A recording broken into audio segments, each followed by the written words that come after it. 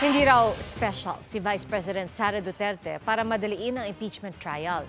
Ito po ang sagot ni Senate President Chis Escudero sa mga tanong sa usad ng impeachment sa Senado. Nakatutok si Mav Gonzales. Kung si Pangulong Bongbong Marcos daw ang magpapatawag ng special session para mapag-usapan ang impeachment trial ni Vice President Sara Duterte, wala raw magagawa ang Senado kundi tumalima. Pero manggagaling ba sa amin ang kagustuhan yan o sa akin ang kagustuhan yan? Hindi, Nympha. Dahil ulitin ko, ayokong tratuing espesyal. wala naman daw siyang natatanggap na tawag mula sa Pangulo o Kamara kaugnay rito. Nauna nang sinabi ni Escudero na hindi kailangan ng special session para masimula ng impeachment trial. Wala akong balak. Ano ba yung rason bakit kailangan? Dahil ba espesyal siya? Dahil ba minamadali natin? Dahil ba galit na galit yung ilang sektor at gustong mag-trial na agad? Paniniwala ko, dapat maging patas para hindi magdulot ng instabilidad at para hindi magdulot ng duda kaugnay sa magiging pasya ng impeachment court pagdating ng panahon. Kaya tanong ni Escudero sa mga kongresista, bakit pinatagal nila ang proseso ng reklamong impeachment? May trabaho kaming kailangan at dapat gawin kaugnay ng legislasyon na hindi kailangan inaabangan ng isang bagay na, ulitin ko, mahigit 2 buwan nilang inupuan.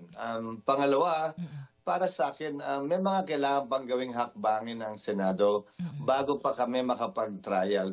Wala kaming sinisisi, wala kaming sinasabing magsimula agad. Konstitusyon lang naman ang nagsasabi noon at walang kondisyon na nakalagay sa ating konstitusyon. Kung kailan pwede magsimula, ang nakalagay lang ay sa labing madaling panahon. Sabi ni Senate Minority Leader Coco Pimentel, kung may special session, mapapabilis ang impeachment proceedings pati ang pagpasa sa mga prioridad na batas ng administrasyon. Dapat daw may sense of urgency.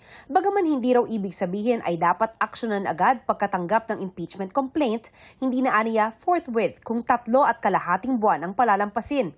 Sagot ni Escudero, Hindi espesyal si Vice President Sara Duterte, hindi espesyal ang posisyon ng Vice President para sa kanya madaliin namin. Sa Chief Justice hindi, sa Ombudsman hindi. Pare-pareho lamang silang impeachable officers na sa ilalim ng konstitusyon ay dapat tratuin din ng pare-parehas. noong impeachment ni na dating Chief Justice Renato Corona at Ombudsman Merceditas Gutierrez, inabot ng mahigit 1 buwan bago nag-trial ang Senado.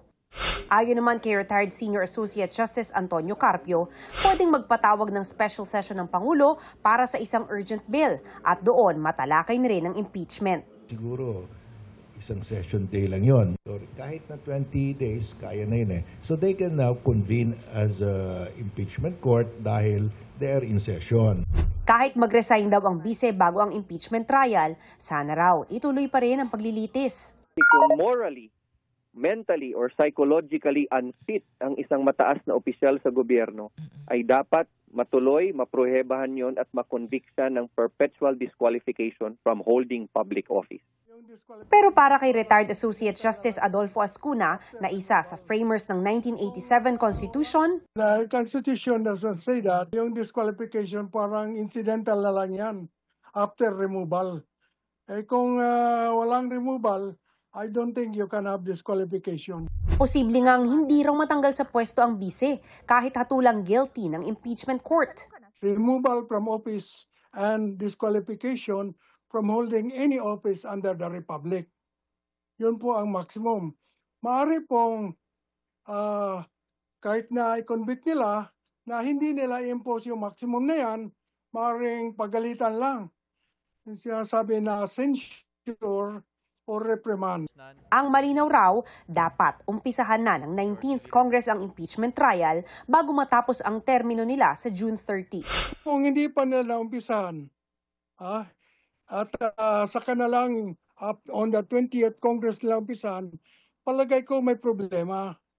Dahil it's possible na yung mga pumirma na congressmen ay hindi na nanalo uli.